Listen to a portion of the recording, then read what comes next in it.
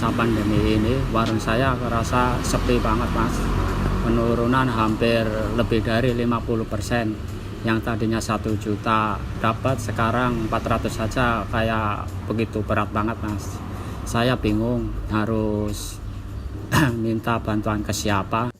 Menteri Koperasi dan UMKM Teten Mas Duki membeberkan bahwa sebanyak 1.785 koperasi dan 163.713 pelaku UMKM terkapar gara-gara pandemi.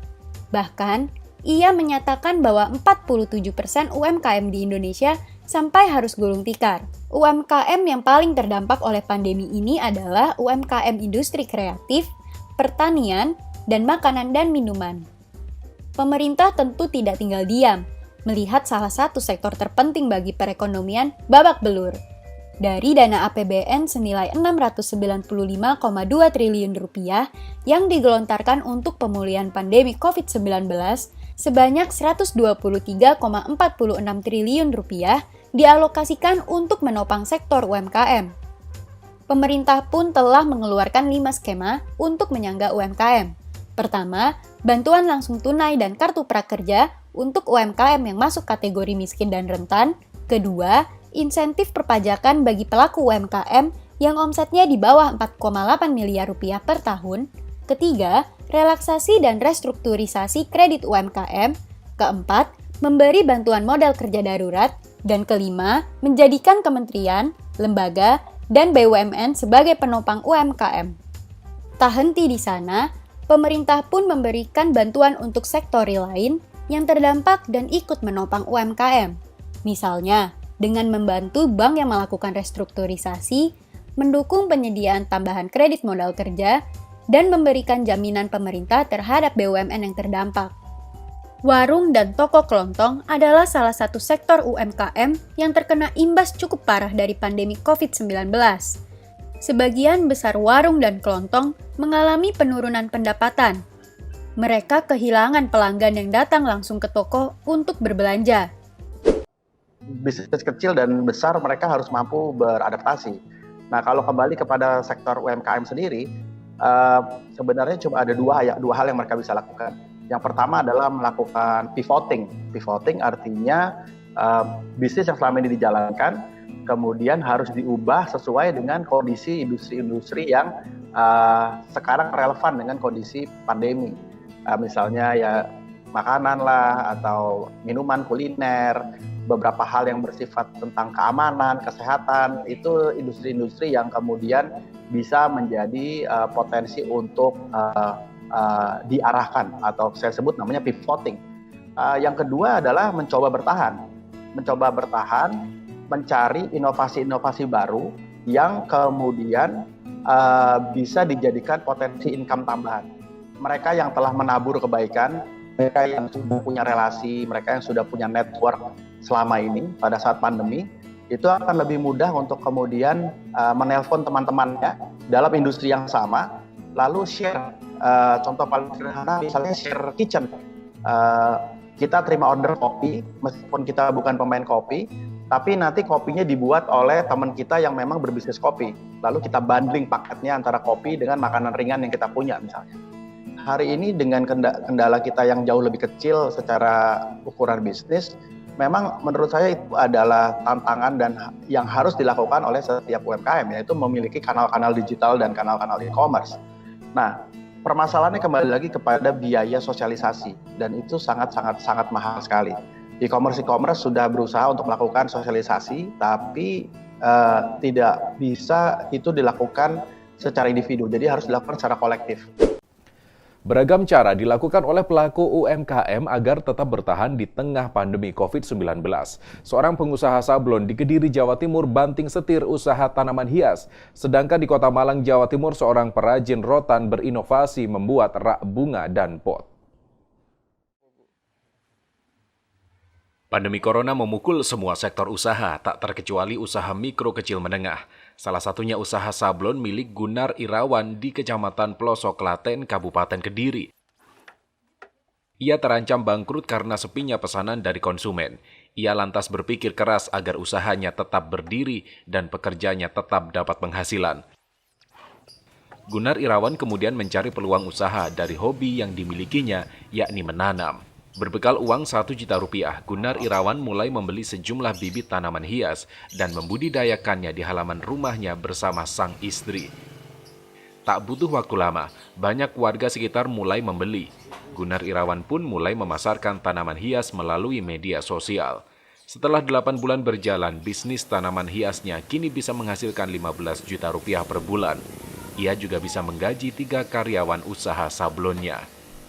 Ya, karena dulu kan masa pandemi itu cenderung semua banyak atau order yang untuk sablon itu kan juga berkurang. Gitu. Kita mencoba untuk mencari ide yang sekiranya bisa dilakukan di rumah dan kita bisa kembangkan di rumah sehingga nantinya kan harapan saya bisa menghasilkan. Ternyata alhamdulillah. Hal yang sama dilakukan oleh perajin rotan di Kota Malang, Jawa Timur, yakni Misriwati Agustina. Pemilik usaha Dona-Doni Ratan Galeri di kawasan Tasik Madu ini bisa bertahan di tengah pandemi COVID-19. Di awal pandemi, omset penjualan kerajinan rotan sintetis miliknya menurun drastis dan di saat bersamaan banyak toko souvenir dan kerajinan tutup. Misriwati kemudian melihat peluang baru di tengah pandemi, di mana banyak warga, khususnya ibu rumah tangga, hobi menanam tanaman hias. Ia pun kemudian berinovasi membuat model baru kerajinan rotan, yakni rak bunga, pot, rak bumbu dapur, tempat buah, dan beberapa kerajinan lain yang digemari ibu-ibu rumah tangga. Dengan inovasi baru ini, usaha kerajinan rotan miliknya bisa bertahan di tengah pandemi. Pandemi ini ibu-ibu kan suka di rumah ya, pejabat atau gimana, jadi suka menghias rumahnya, jadi kita mendesain barang-barang produk kayak rak bunga dan sebagainya, atau rak dapur untuk hiasan dapurnya. Pandemi ternyata membuat banyak orang pandai melihat peluang dan tak mudah menyerah. Berkat kreativitas dan inovasinya, kini Gunar Irawan dan Misriwati Agustina tetap bisa bertahan. Tim Liputan Kompas TV. Stres dan aku tuh harus berpikir keras, pandemi ini sampai kapan, terus industri fashion di Indonesia juga seperti apa, bisnis kita bisa grow up-nya kapan, itu sangat takut banget gitu. 3 tahun sudah Reski menggeluti industri pakaian tenun. Namun 2020 ini menjadi tahun terberat dalam bisnisnya. Selain toko yang tidak dapat beroperasi, beberapa bahan baku produksi seperti kain tenun terpaksa tidak dapat diolah. Pandemi COVID-19 membuat Reski mengalami penurunan omset hingga 80%. Kondisi untuk tetap bertahan membuat Reski berinovasi dengan membuat produk yang dapat digunakan masyarakat beraktivitas di rumah seperti celana pendek dan daster wanita. Yang bisa menangkal virus, kita coba tes ya. Bahan pakaian yang masih bisa digunakan juga ia ubah menjadi masker dan dipasarkan melalui sosial media serta situs jual beli online. Kita beralih dari baju formal ke meja, kita sekarang produksi ke baju harian yang bisa digunakan nyaman di rumah atau misalnya untuk santai gitu. Terus foto produk juga kita kerjain sendiri, baik itu pakai model atau misalnya nggak pakai model. Terus main di sosmed itu pengaruhnya besar, kita juga ikutan TikTok, bikin video-video lucu untuk di YouTube. Jadi sebisa mungkin semuanya memang menarik. Dampak pandemi tak hanya dialami oleh pelaku bisnis pakaian, tapi juga berdampak terhadap pengusaha makanan. Karena pandemi, omset pelaku usaha seperti Gabriel Nigel bahkan merosot hingga 50%. Padahal penjualan secara online bahkan telah dilakukan sebelum COVID-19 menyebar di Indonesia. Untuk menekan angka kerugian, Nigel mulai beralih dengan menciptakan produk makanan beku yang dapat dinikmati di rumah.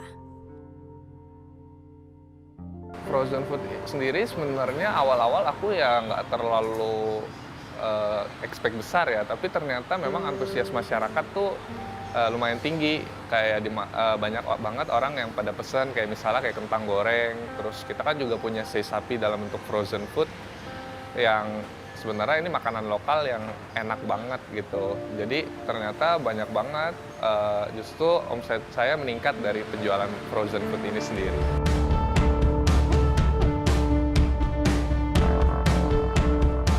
Penjualan secara online bukanlah satu-satunya jawaban untuk mengembalikan kondisi bisnis dalam memasuki fase new normal.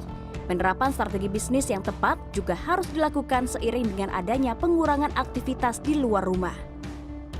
Strategi buat teman-teman UMKM di new normal ini simple saja sebenarnya. Yang pertama, mulailah belajar untuk pemasaran digital. Terus yang kedua, harus banyak tahu mengenai marketplace, kemudian cloud kitchen, apa itu dapur virtual, kemudian gimana cara memasarkan produknya, dan kemudian dari sisi pricing, strategi pricing misalnya.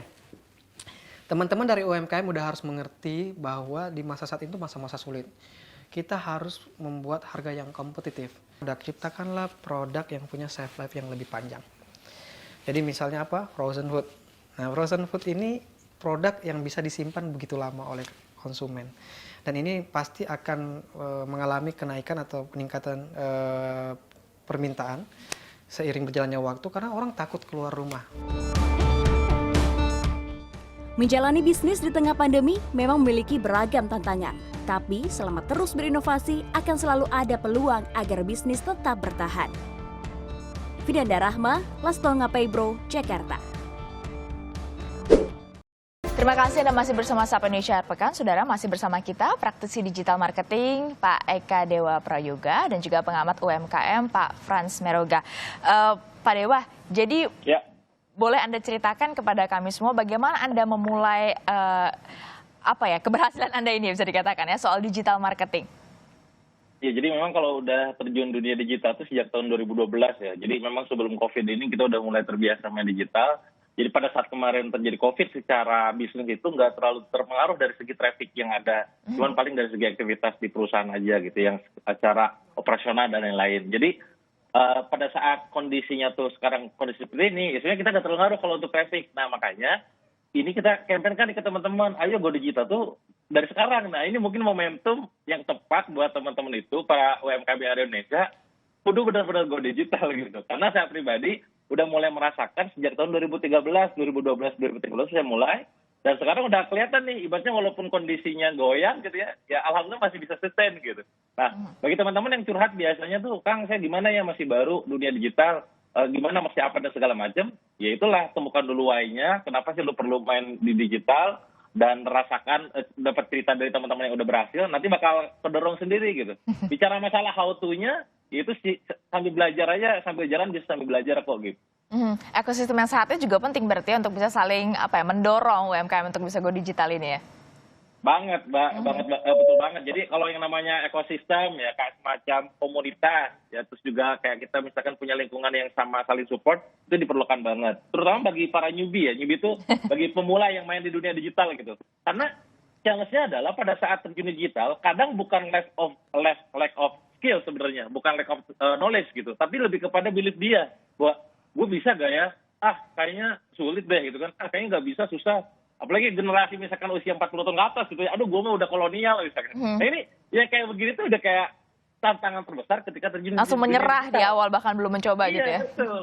Bukan skillnya, karena kalau bicara skill, kalau gue gaptek, misalkan gue nggak ngerti apa-apa, lu punya handphone aja, lu bisa pakai update status, itu udah bisa main digital artinya. Nah, how to monetize itu sebenarnya kan. Pak Frans melihatnya apa sebenarnya yang menjadi alasan utama atau kendala utama sehingga banyak UMKM yang bahkan menyerah dari awal sebelum akhirnya mereka mencoba untuk go digital ini?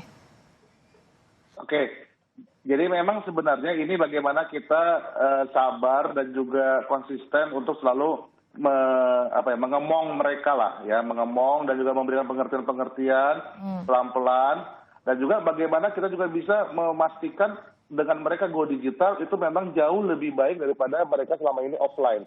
Selama ini mereka yang konvensional hanya tatap muka.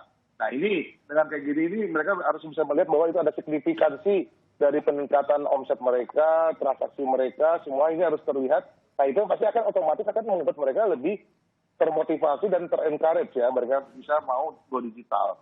Jadi memang tadi itu ini gabungan semuanya, antara gabungan skill, gabungan motivasi, dan juga gabungan kepastian market. Nah, jadi mungkin dia udah punya motivasi, diomongin, didoktrin, udah kita latih bagaimana skillnya. Tapi begitu memasuki dunia nyatanya, marketnya nggak laku, wah mereka nanti jadi demotivasi lagi. Nah itu memang gabungan semuanya nanti ini. Tapi Pak Dewa sendiri juga punya pengalaman kegagalan ya kan Pak Dewa? Bagaimana jatuh bangun Pak Dewa menjalani bisnis di dunia digital ini? Iya, justru kalau bicara gagalnya, saya gagal itu dulu sempat rugi angka miliaran juga ya. Justru penyelamatnya itu secara ini ya, itu digital gitu. Jadi dulu saya tuh mainnya offline, sama lah kayak teman-teman gitu. Pada saat bangkrut besar, angka miliaran itu, akhirnya saya mulai pelajari dunia digital. Dulu masih zamannya BlackBerry, mungkin teman-teman masih ingat ya. Itu masih zaman, HP-an itu. Semua akhirnya kita pelajarin tuh. Nah kalau saya, dulu waktu belajar digital tuh benar-benar murni rata-rata otodidak. Kita ngulik sosial media, kita ngulik search engine dan segala macam. Nah, sekarang ini kabar baik buat teman-teman kan semua udah ada di online ya. Segala macam tuh udah bisa didapatkan di sosial media, di YouTube, di Google dan lain-lain. Cuman challenge-nya adalah memilih mana yang tepat harus didengar, terus juga dari segi urutannya kayak apa ya. Kadang pas lagi ngulik misalkan bingung, tuh ini mana dulu nih, alah gimana ya gitu kan. Dia bingung nanya siapa. Makanya tadi pada saat di awal saya bilang tidak hanya sekedar bantuan dana, tapi juga perlu semacam program mentorship, mentoring, training, juga pelatihan dan sejenisnya sih. Saya juga pernah ngalamin kondisi pusing juga pernah gitu. Jadi Anda melihat bagi mereka yang dikatakan newbie ya, yang pemula yang baru mau memulai usaha di dunia digital ini, apa yang harus pertama mereka lakukan?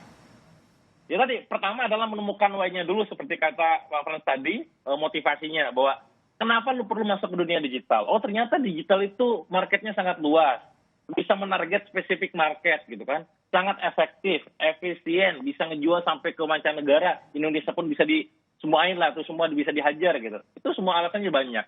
Dan itu sudah mulai kita temukan ya. Bagi mereka yang belum mulai mungkin, ya gitu, masa sih masih mempertanyakan. Bukan bertanya, mempertanyakan, masa sih gitu kan. Sampai kita lihat buktinya. Nih loh buktinya, wah ya juga ya. Nah akhirnya dikasih bukti, olah go digital. Ketika motivasi sudah ada, niatnya sudah kuat, why-nya sudah strong, masuk dikasih tahu caranya. Ini caranya gini gitu kan. Oh, oke. Dikasih pembimbingan. Nah, tengah jalan nanti dia bakal protes. Aduh, ternyata bikin website itu butuh modal ya.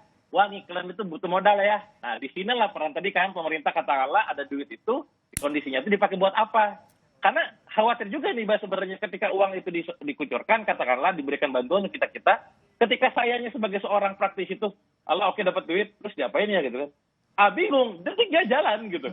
Maka sebenarnya semuanya saling keterhubungan antara mentoringnya, platformnya, community-nya, capitalnya, dan segala macam. Itu sih yang saya perhatikan. Banyak orang berkata daripada memulai lebih susah lagi mempertahankan. Nah Anda melihat bagaimana cara untuk bisa bertahan? Tantangan apa saja yang harus mungkin diantisipasi oleh mereka yang memulai atau melakukan usaha digital ini?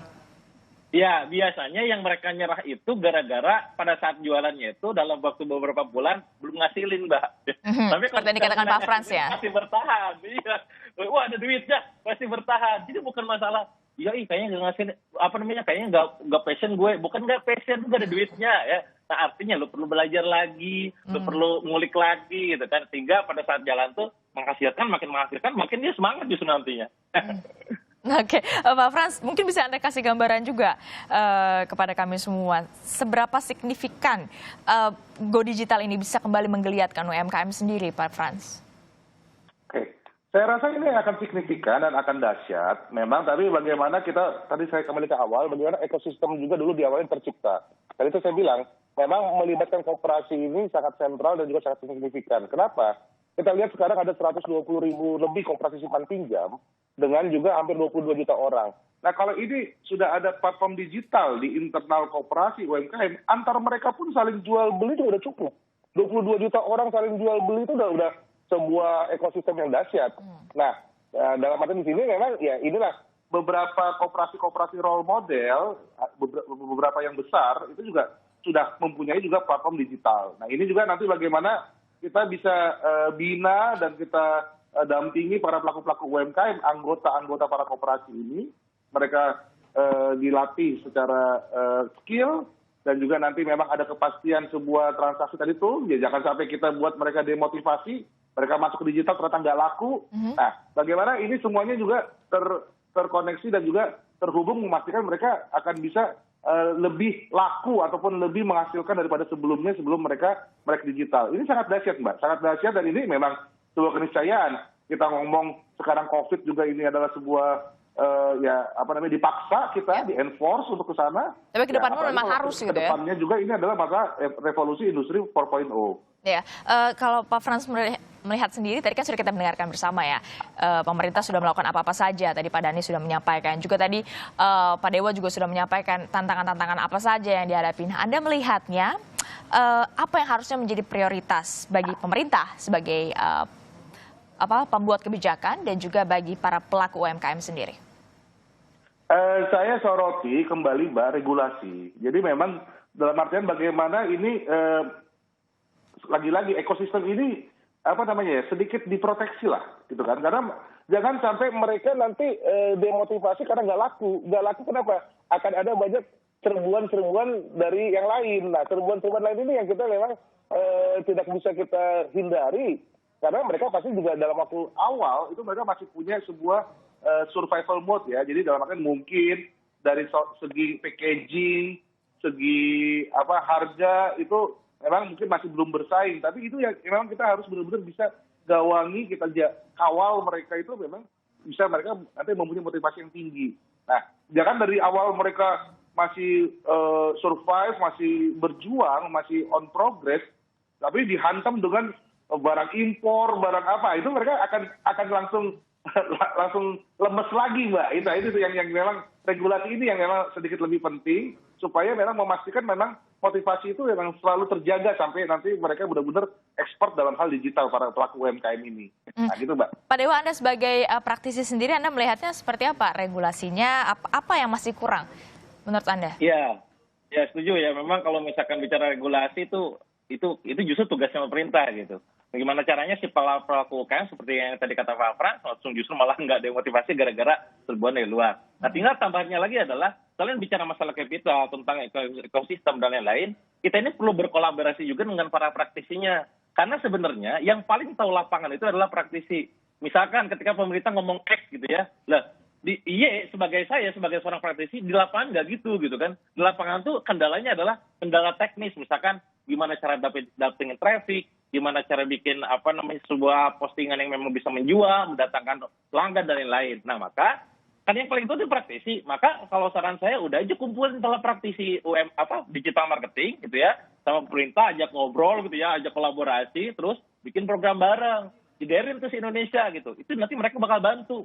Karena yang paling tahu masalah UMKM paling di dalam itu, di bawah itu adalah mereka yang praktisi gitu. Jadi supaya clear nih, di atas gitu, di bawah gini, udah ketemuin deh. Jadi pemerintah ketemu sama para praktisinya, para expert di bidangnya nih. Dan kalau bicara digital, Mbak, itu alirannya kan banyak juga. Ya. Ada yang memang organik, ada yang berbayar, ada yang mainnya tuh marketplace, ada yang SEO dan macam-macam. Nah, ini kan harus dipertemukan. Nah, ketika sudah mempertemukan mereka, dan mereka minta untuk mengajarkannya ke teman-teman yang belum go digital, sehingga yang di-share bukan hanya sekedar knowledge tapi juga experience. Aliran berbeda, tantangannya juga tentunya berbeda begitu ya Pak Dewa? Banget ya. Contoh misalkan saya jualan makanan nih, jualan cemilan gitu. Pada saat saya jualan cemilan berbeda dengan pada saat saya jualan buku. Pada saat saya jualan buku berbeda dengan saya jualan kosmetik. Nah, yang paling tahu detail di lapangan kan pelaku bisnis itu, benar nggak? Nah, maka ya ayo, ini pengalaman gue kemarin. Pada saat jualan kosmetik itu begini, kalau misalkan jualannya produk buku begini, nah itu kan yang paling itu mereka. Dan biasanya kalau apa yang di-sharing itu experience, itu lebih nampol buat si pelakunya gitu. Terus Anda melihat infrastruktur yang sudah tadi disampaikan oleh Pak Dhani juga sudah mulai dikembangkan juga oleh pemerintah. Anda melihat sudah tampak? Ya, saat ini belum terlalu terlihat, karena mungkin, ya tadi juga PR besar juga buat pemerintah untuk mengkampanyekan ini ke teman-teman yang ada di UMKM, mengkampanyekan sama kayak kampanye kita dalam masalah pakai masker gitu ya, pakai hand sanitizer, mengatasi COVID inilah gitu. Jadi orang kan, oke, bener nih pemerintah support gue banget, dalam artian gue masih terjun juga, karena disupport juga secara ekosistem, secara platform juga ada, tinggal lain-lainnya keseriusan dari sayanya gitu. Terakhir, Pak Frans, apa yang mau Anda sampaikan kepada pelaku UMKM khususnya ya, terkait dengan bagaimana bisa sama-sama kita mewujudkan target kita 10 juta UMKM untuk bisa go digital di tahun ini? Oke, jadi memang bagaimana kita bisa memberikan mereka semangat dan juga motivasi untuk memang digital itu adalah sebuah keniscayaan, it's a must, bahwa ini adalah sebuah masa depan, dan bagaimana ini juga bisa meningkatkan omset dan juga pendapatan mereka. Dan ini adalah sebuah PR kita bersama dan juga ikhtiar kita bersama, baik itu pemerintah, kami juga dari praktisi, baik itu koperasi dan juga UMKM, dan juga dari asosiasi, dan juga mungkin dari kalangan semua lah ya, media juga ini bagaimana kita sama-sama saling bahu-membahu dalam satu gerakan untuk memastikan bahwa memang UMKM ini butuh go digital, itu adalah sebuah keharusan, dan itu pasti akan membuat mereka lebih untung. Itu yang kita terus bisa kampanyekan dan juga kita bisa terus sosialisasikan kepada semua masyarakat luas. Terakhir, Pak Dewa, Anda juga menulis buku tentang digital marketing dan informasinya Anda kalau ngeluarin produk langsung laku banget gitu kayaknya. Apa tips dan trik dari Anda sebagai praktisi? Tadi ya, pada saat bikin produk, biasanya orang lain, terutama UMKM yang belum terlalu melek digital, terhadap market gitu, dia bikin produk tuh egosentris ya. Bahasa egosentris itu adalah, gue mau bikin produk X, tanpa pernah riset terlebih dahulu. Nah, maka kebiasaan kita biasanya para pelaku digital marketing itu adalah, karena nama juga digital marketing, berarti kan market dulu nih, ya berarti kita tuh riset dulu.